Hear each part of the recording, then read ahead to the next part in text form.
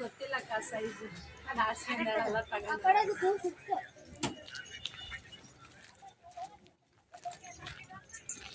ತಂದು ಬಂದ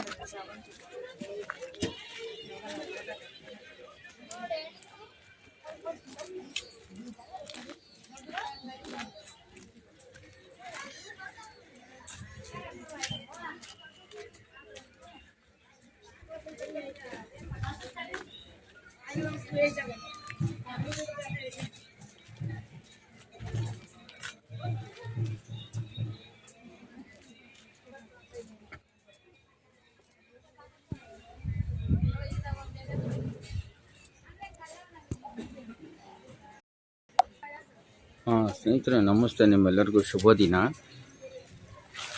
ವಿಶೇಷ ಏನಪ್ಪ ಅಂದರೆ, ಈಗ ಪಂಚಾಯತಿಯವರು ಒಂದು ರೂಲ್ಸ್ ಮಾಡಿದ್ದಾರೆ. 100 ರೂಪಾಯಿ ಬಿಲ್ ಹಾಕ್ಬಿಟ್ಟು ಹೋಗ್ಬಿಡೋದು. ನೀವು ಅರ್ಧ ಕಿಲೋಮೀಟ್ರ್ ಹಾಕ್ಕೊಂಡ್ರು 100 ರೂಪಾಯಿ, ನೀವು ಸಣ್ಣ ಅಂಗಡಿ ಹಾಕ್ಕೊಂಡ್ರು 100 ರೂಪಾಯಿ. ಅದರಲ್ಲಿ ನಮಗೆ ಉಚಿತ ಕೇಳ್ತಾ ಇಲ್ಲ, ನಾವು ಕೇಳ್ತಾ ಇರೋದು ವಿನಾಯಿತಿ ಕೇಳ್ತಾ ಇದ್ದೀವಿ, ರಿಯಾಯಿತಿ. ಆಮೇಲೆ ವಿಶೇಷವಾಗಿ ಈ ರೀತಿ ಬಿಲ್ ಪಂಚಾಯತಿಯವ್ರು ಹಾಕಿದ್ರೆ ಮೂಲಭೂತ ಸೌಕರ್ಯ ಮಾಡಿಕೊಡ್ಬೇಕು. ವಿಶೇಷವಾಗಿ ಮೂಲಭೂತ ಸೌಕರ್ಯ ಅಂದರೆ ಶೌಚಾಲಯ, ಕುಡಿಯುವ ನೀರಿನ ವ್ಯವಸ್ಥೆ ಅವ್ರು ಮಾಡಿಕೊಡ್ಬೇಕು. ಅದು ಅವರು ಮಾಡಿಕೊಡೋದಿಲ್ಲ. ಸುಮ್ಮನೆ ಬಿಲ್ ಹಾಕ್ಕೊಂಡು ದುಡ್ಡು ಮಾಡ್ಕೊಂಡು ಹೋಗ್ಬಿಟ್ರೆ ಹೆಂಗೆ ಲೆಕ್ಕ? ಇದು ಯಾರು ಇವ್ರಿಗೆ ಕೊಟ್ಟಿರೋದು? ಆದೇಶ ಕೊಟ್ಟಿರಬೇಕು.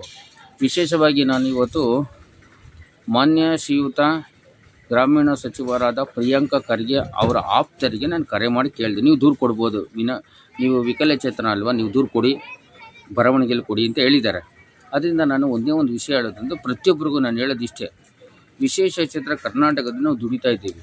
ನಾವು ಪುಕ್ಸಟೆ ಎಲ್ಲೂ ತಿಂತಾ ಇಲ್ಲ, ನಮಗೆ ಉಚಿತವಾಗಿ ಸರ್ಕಾರ ಏನೂ ಕೊಡ್ತಾ ಇಲ್ಲ, ನಮಗೆ ಕೊಡೋದು ಬೇಡ.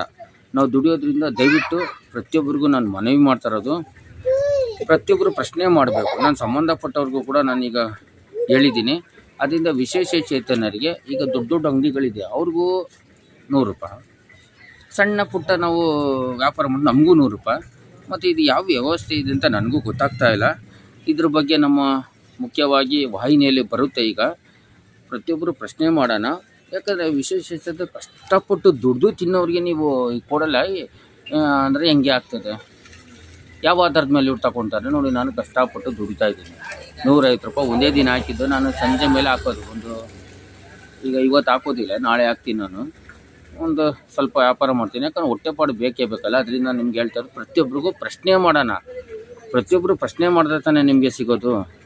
ಪ್ರಶ್ನೆ ಮಾಡೋಣ, ಎಲ್ಲರಿಗೂ ಒಳ್ಳೆಯದಾಗಲಿ, ಪ್ರತಿಯೊಬ್ಬರು ಒಳ್ಳೆಯದಾಗಬೇಕು. ಅದರಿಂದ ನಾನು ಮನವಿ ಮಾಡ್ತಾಯಿದ್ದೀನಿ. ಇದ್ರ ಬಗ್ಗೆ ನಮ್ಮ ವಾಹಿನಿಯಲ್ಲಿ ಬರುತ್ತೆ. ಧನ್ಯವಾದ. ಶುಭ ದಿನ.